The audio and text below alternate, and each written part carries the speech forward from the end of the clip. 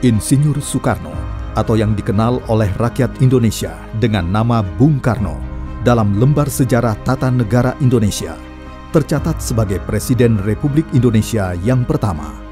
Namun sesungguhnya peran Bung Karno dalam perjuangan pembentukan bangsa Indonesia jauh lebih luas.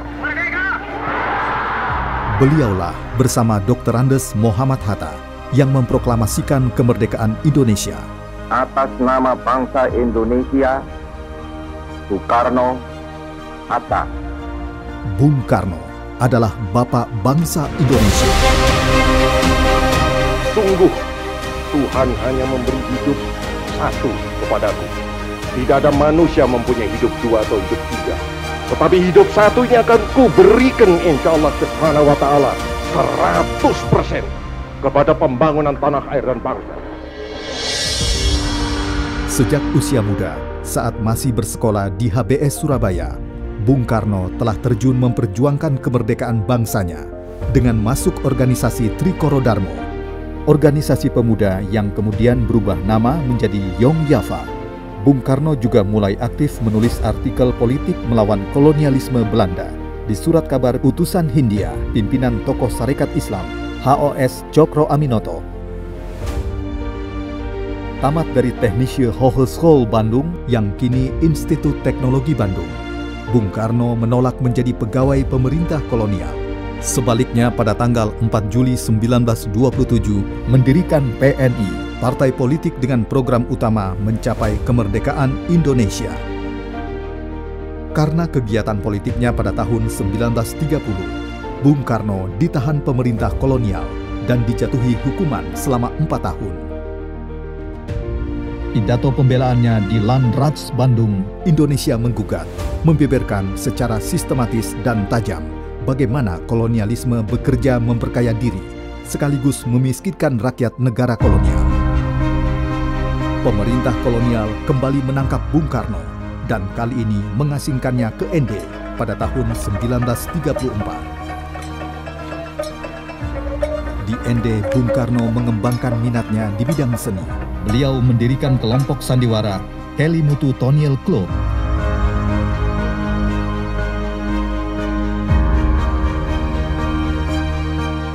Empat tahun kemudian dipindahkan ke Bengkulu. Saat di Bengkulu, Bung Karno meneruskan kegiatan berkesenian melalui Tonil Monte Carlo, aktif di Muhammadiyah dan kegiatan pendidikan di organisasi Islam tersebut.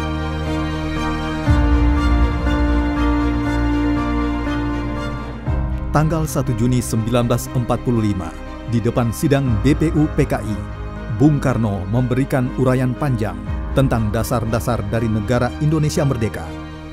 Bung Karno menyebutnya itu 5 dasar atau Pancasila.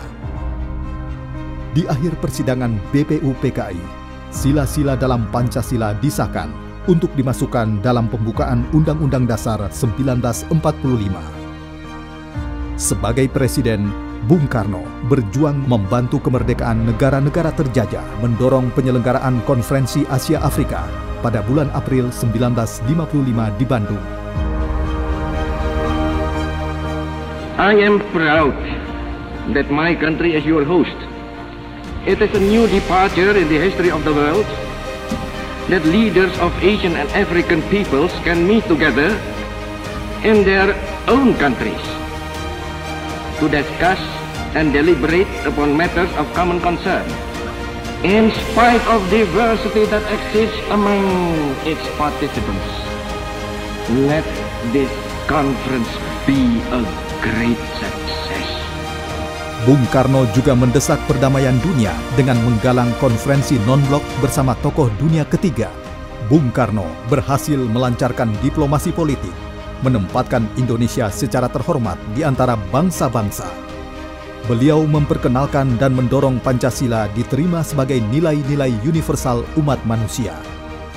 We call this something Pancasila. Pancasila or the 5 pillars of our state. Pidato terpanjang sepanjang sejarah sidang Majelis Umum PBB setelah Fidel Castro Presiden Kuba disampaikannya pada tanggal 30 September 1960. Pada sidang yang terhormat itu, putra Sang Fajar menggagas konsepsi tata dunia baru, membangun dunia baru yang lebih adil dan beradab. We do not seek to defend the world we know. We seek to build a better world.